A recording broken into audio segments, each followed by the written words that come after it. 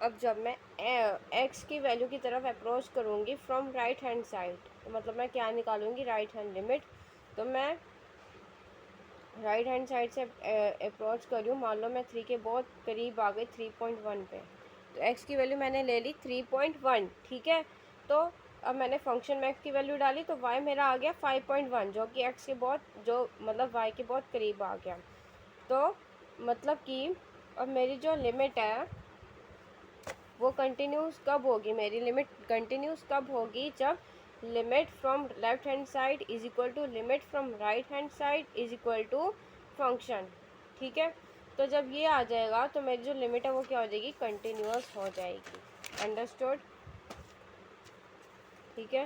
तो इस केस में मेरी लिमिट क्या होगी, तो मेरा जो फंक्शन होगा वो क्या बन जाएगा, कंटिन्यूस फंक्शन बन जाएगा।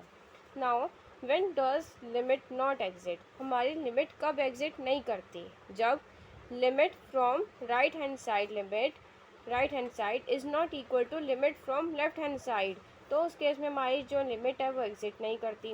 व्हेन अ फंक्शन इंक्रीजेज और decreases infinitely without bound as it approaches a given X value, जैसे ये गिवन एक्स वैल्यू की तरफ अप्रोच कर रहा है हमारा फंक्शन, तो ये इन्फिनिटी की तरफ जाता जा रहा है, देख रहे हो, इन्फिनिटी की तरफ जाता जा रहा है। तो इस केस में हमारी जो लिमिट है वो एग्जिस्ट नहीं करती, ठीक है। उसके बाद अब हम आते हैं रूल्स ऑफ अ लिमिट पे, ठीक है। अब लिमिट के रूल्स कुछ होते हैं, 4 रूल्स। पहला होता है सम रूल, ठीक है।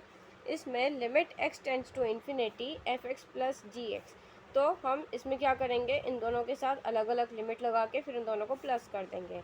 Limit X tends to A F X plus limit X tends to A G X, ठीक है। For example limit X tends to 2x² plus 5x, ये है। तो मैंने क्या करा, इन दोनों के साथ मैंने पहले अलग अलग लिमिट लगा दिया, फिर इन लिमिट लगाने के बाद जो आएगा उसको मैं क्या कर दूंगी, प्लस कर दूंगी, ठीक है। तो ऐसे आ गया, देख रहे हो, ठीक है। तो ये मेरी वैल्यू आ जाएगी 14। अब उसके बाद है difference rule, limit F of X minus G X, तो पहले मैं दोनों के साथ अलग अलग लिमिट लगा दूंगी, limit F of X minus limit F G of x, ठीक है। अब ऐसे ही प्रोडक्ट रूल में होता है, प्रोडक्ट रूल में क्या होता है, लिमिट है x² इंटू लॉग एक्स, ठीक है।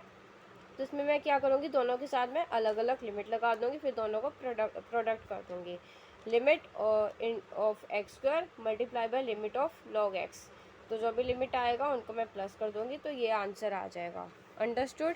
अब उसके बाद मेरा है कांस्टेंट मल्टीप्लिकेशन, क्या है मेरा, constant multiplication. For example limit x tends to 4x, ठीक है। तो इसमें कांस्टेंट मतलब कि ये जो भी हमारे नंबर होते हैं वो क्या होते हैं, कांस्टेंट होते हैं।